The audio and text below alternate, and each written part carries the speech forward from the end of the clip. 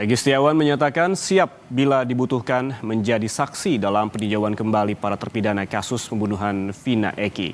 Ini merupakan langkah Peggy memberikan bantuan hukum kepada para terpidana. Permohonan pra-peradilan dari pemohon dikabulkan.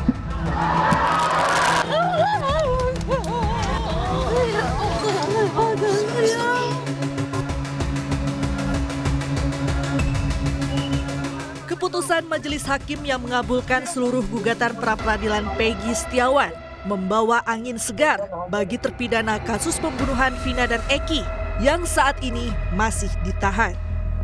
Kuasa hukum 7 terpidana kasus Vina menyatakan tengah proses mengajukan peninjauan kembali.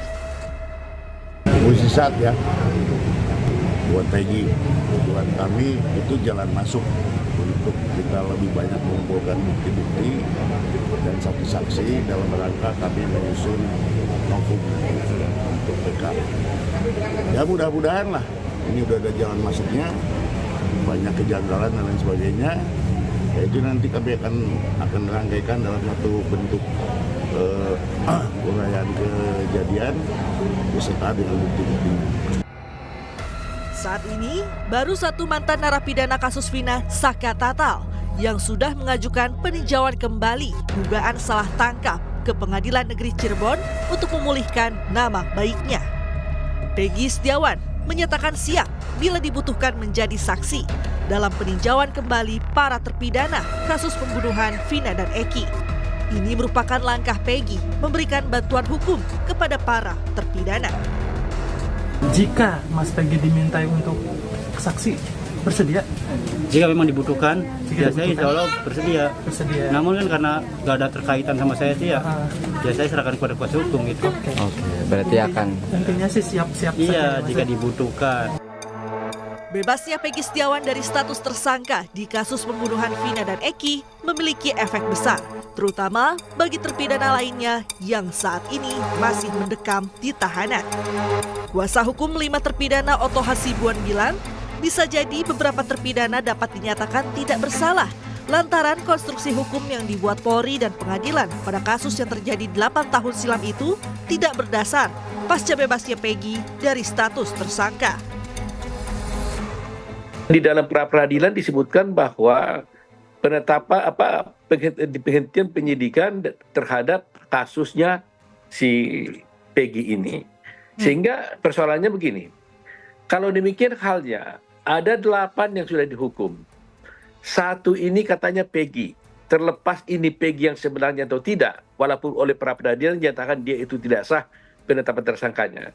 Lantas apakah adil kalau betul ada Peggy yang lain itu tidak diapa-apain, tidak diproses, tapi 8 orang ini dinyatakan salah. Ini kan menjadi masalah.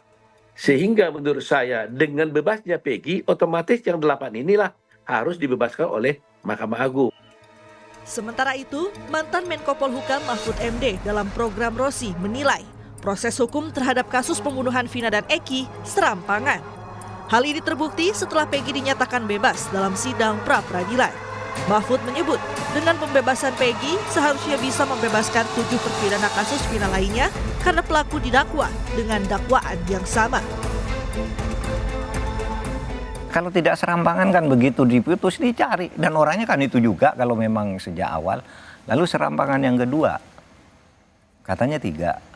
Lalu diumumkan yang 2 itu fiktif, tidak ada. Gitu. Padahal itu putusan pengadilan, ada 3 DPO. Dakwaan jaksa yang kemudian dicantumkan di putusan pengadilan di dalam proses persidangan itu disebut. Ini kan serampangan namanya gitu. Sehingga waktu itu saya hanya menyatakan yaitu lebih dari unprofesional, itu kira-kira akan melindungi nama seseorang dan mencari kambing hitam. Itu sudah bisa mulai dipakai sebagai novum. Tinggal dalil-dalil yang dipakai nanti oleh pengacaranya bahwa yang 7 ini harus bebas dong. Ini satu paket dakwaan kok ternyata ini salah kan gitu. Kini publik pun menanti kinerja polisi untuk mengungkap pelaku sebenarnya dalam kasus pembunuhan Vina dan Eki secara tuntas. Tim Liputan Kompas TV.